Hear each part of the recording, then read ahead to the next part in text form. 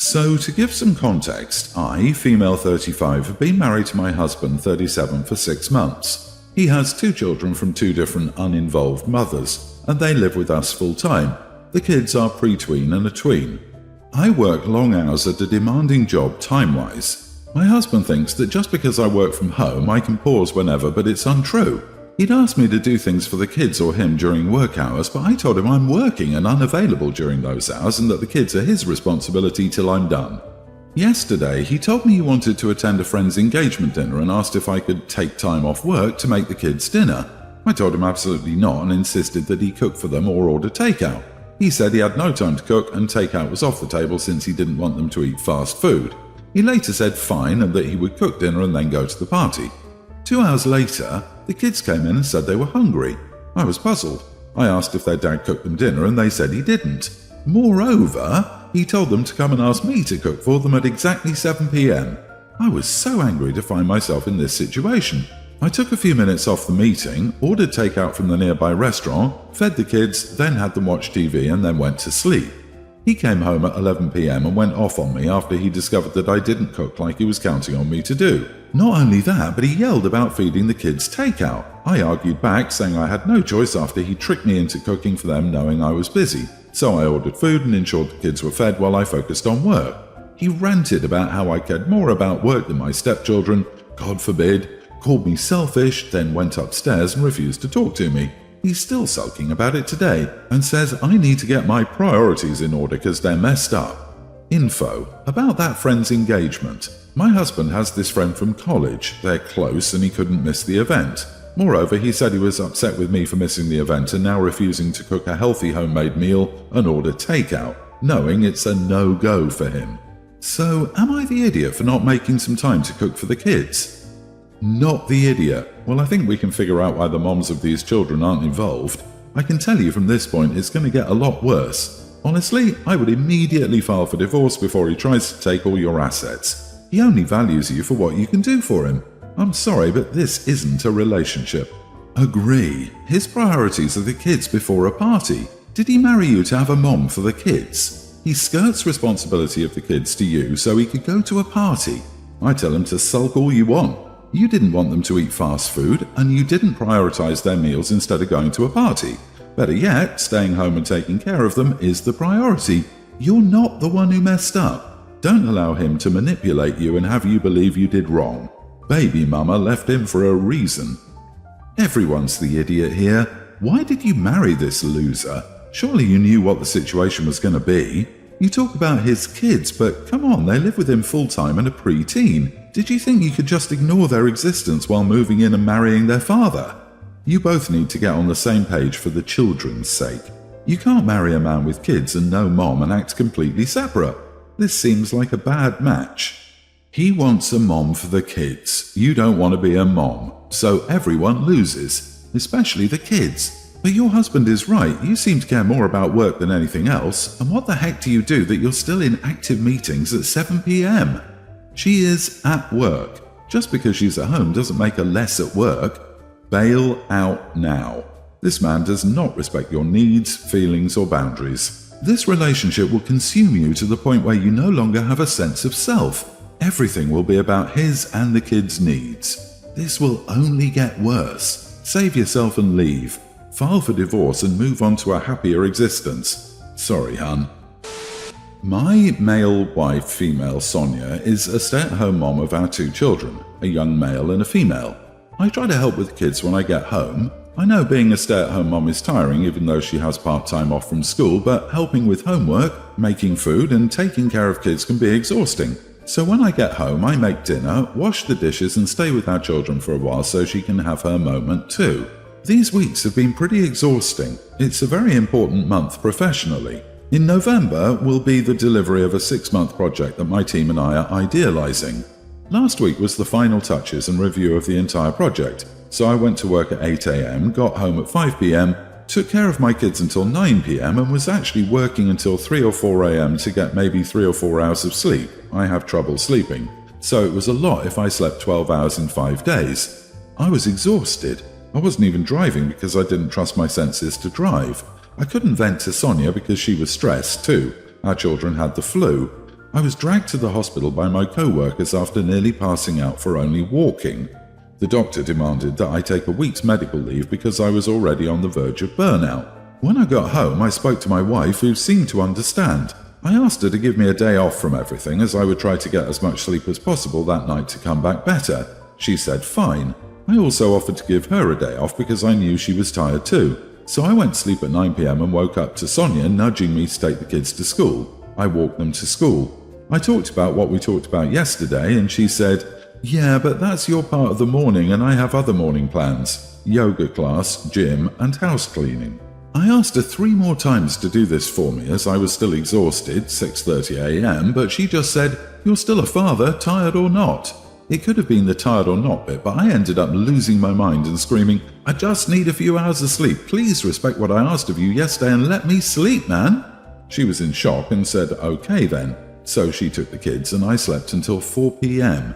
There were several messages from her saying that I shouldn't have yelled at her for asking me to take responsibility as a parent and that it was toxic behavior of mine. Well, we haven't talked much more than necessary for 2 days. Am I the idiot? Given the context, not the idiot. A doctor ordered you to rest. Your wife agreed to help you.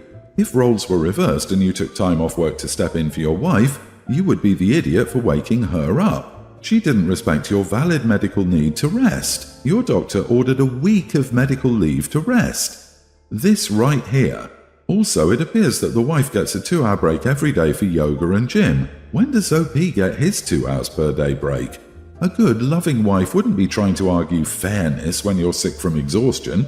She needs a wake-up call about her entitlement. So let me get this straight. You take the kids to school and they're in school until what, 3? She watches them for 2 hours, then you take over, and otherwise she does the cooking and the housework? Yeah, cooking and housework are a lot, but come on, that's not a fair division of labor. It sounds like she has unfair expectations of you. You were literally sick and she wanted to do yoga. Couldn't she change up her routine a bit after you got out of the hospital for exhaustion to let you sleep? Yeah, you're not the toxic one here. My 26 female wedding is in 3 months. Both of my sisters, Sadie 29, Olivia 20, are in my wedding party. My wedding will be elegant and big, as the groom and I have a lot of friends and family and we've always dreamt of an extravagant wedding. I have a good relationship with both sisters. However, my younger sister Olivia has made the process a bit difficult as a bridesmaid. I chose a light dusty pink for the colour of the bridesmaids' dresses and let the girls pick what style they wanted.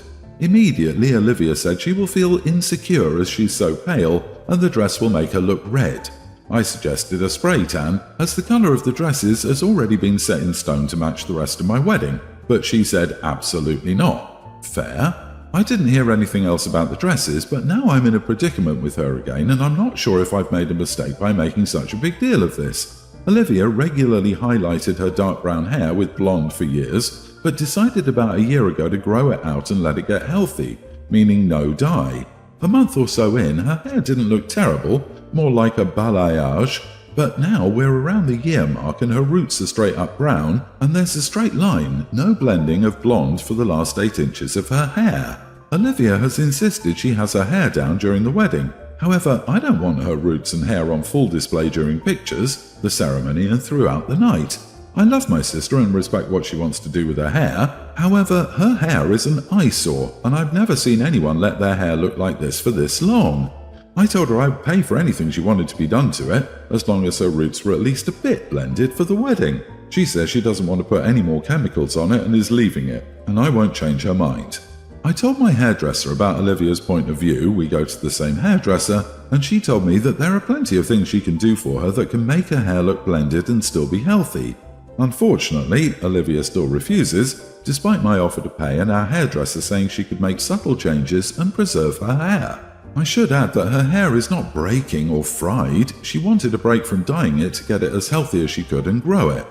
This day is one of the most important in my life, and having someone in my wedding party with unkept roots is something I don't want. I'm not asking her to cut or change the colour, just blend and transition the colours. She's irritated because my other sister and mother have told her that she should change it for the sake of not ruining pictures. Am I the idiot here? You are the idiot. Nobody cares about this except you. The guests don't care if a bridesmaid has two-toned hair. the wedding pictures will end up in an album that sits out and gets glanced through every couple of years, maybe, or hanging in dusty frames in various family homes. If it's a big wedding, by your 10th anniversary, you won't even remember the names of all your guests or why they were invited. Enjoy your extravagant wedding, but don't be the bride who tries to change the way her friends and family look to make them better for pictures. That behavior is far worse than the sight of anyone's roots. Look, OP, to be completely honest, if your wedding pictures are the most important thing in your life, to the point where someone else's hair color is going to bother you enough to fight about it, you really need to evaluate your life priorities. It simply, truly does not matter that much. Well, you will get called a bridezilla big time on here, but with a sigh, I'm going to say no, idiots here. You are having a formal wedding and want nice pictures. It's not her wedding, but it is her hair, and she doesn't want to change it. And you are siblings and don't want to give in to each other. If I were her, I would just wear it up. But in my opinion, she's not going to accommodate you in any way, so act accordingly.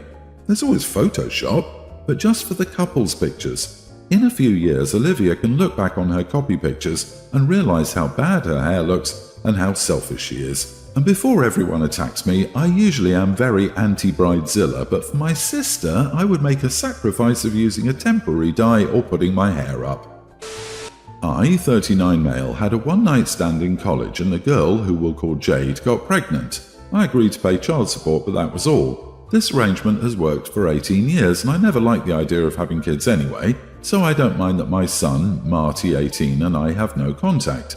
Jade never got a boyfriend or anything after she had Marty, so she's been doing a pretty good job all by herself. We're still friends and I've only spoken to Marty a few times. Marty, having recently graduated high school, wants to get into college. His tuition is expensive though. As a single parent, Jade can't afford it and won't fund it because of that. Marty got my number from Jade and asked if I would help pay for his tuition. He made a point saying that I have a well-paying job, he was my only son, and I'd never been there for him as a dad, so I should at least pay his tuition. I refused because, first off, I've paid Jade child support and extra money on the side for his entire life, and second, I never wanted kids to begin with, so child support was the condition I took not to have to care for one directly. He said that it was selfish of me to pretend like I didn't have an obligation to him, and I told him I did have a responsibility, which was to pay for him until he was an adult. He protested, saying that I never gave him anything.